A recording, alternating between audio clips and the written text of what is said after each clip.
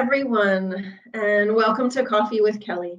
I'm Kelly Appleby, Thames Valley District School Board's mental health lead, and it is my absolute pleasure to be able to introduce Dr. David Tranter, to be here with me today and have a bit of a sip of a conversation with coffee, and then a further extended conversation a bit later on, and you'll have the link to find that. So, Dr. Tranter, you are an author, you are a professor, you have a degree in social work, and you have a particular passion in the concept of achievement and well-being and the relationship between achievement and well-being. And you, in fact, co-wrote a book that I actually have a copy here to be able to show people. You wrote a book called The Third Path. You co-wrote it with two other folks who are educators. And so today we are going to really talk about what's in the third path. And I'm really curious for us to start in this place of the connection between well-being and achievement, because you've wrote such great stuff about that. And it's a really big amplified conversation in education right now. So but it hasn't always been. So I'm wondering if you could just put us in a place of, what would you say to all the administrators and educators out there that are listening around why this connection between well-being and achievement is so significant, and it always has been, but particularly right now? Well, thank you, first of all, for being on your kind of new show kind of thing, Coffee with Kelly. So I'm excited to be part of this. And I think this is a great thing to do. So thank you for having me kind of virtually on this Coffee with Kelly session. And yeah, it is a really interesting time to be talking about the connection between achievement and well-being.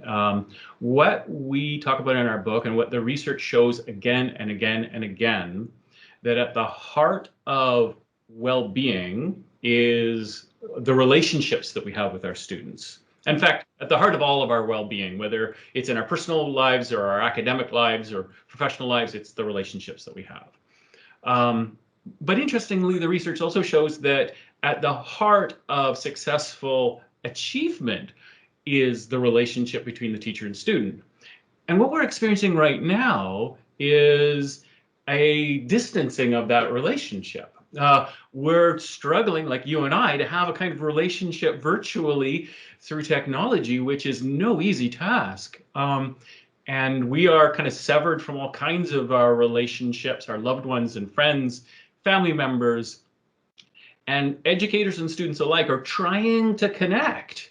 But what they're finding is how hard it is to do that when that relationship is mediated through technology. So so I think it's a perfect time right now to see how vital the relationship is to the teacher-student kind of sort of success overall and to students in general. Right, and you have really drawn forward this conversation of relationship-based education. I mean, that's a concept that the third path is about, and to center the relationship in all aspects of education. Yeah, and I know maybe people are listening to this right now going, so what? I mean, we know that relationships are important. This is not new. But in fact, of course, we know that relationships are important. But I don't think we fully appreciated, A, how deeply important they are, and B, what those relationships really look like. What are the vital components to those relationships? So relationships are one of those things we talk about a lot, and we throw around the term a lot, and we all assume that we're good at them, or we assume that they just happen naturally. What we don't do as much is talk about what they really involve and develop them with intentionality.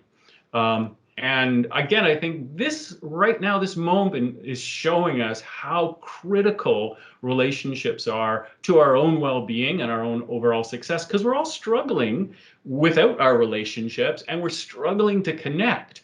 And students, as you know, Kelly, are struggling in terms of stress and anxiety, depression. They have a lot of worries, but what's sort of magnifying a lot of that is the fact that they're isolated. They're isolated from friends and family. They're isolated from their routines, and yet there's still a big sort of pressure on themselves to get schoolwork done, be academically successful, and prepare themselves for the future. So it's a tough time right now. Yeah, and timely that we are in, today is the first day of Mental Health Week. We are really, again, bringing forward and amplifying the conversation around mental health.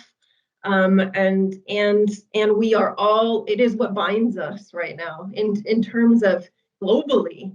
Mental health and well-being is what is binding us. It is something that we are all sort of experiencing at the same time. And that's not typically necessarily the case, but we all very collectively know that now. So it's a really opportune time to really be talking about how it really, like the nuances of how it looks in a classroom, virtually or not, in a classroom type situation. So this is just like the briefest of brief moments for us to put out there to everybody who's listening, what we will continue to talk about in an extended full cup of coffee conversation with Kelly.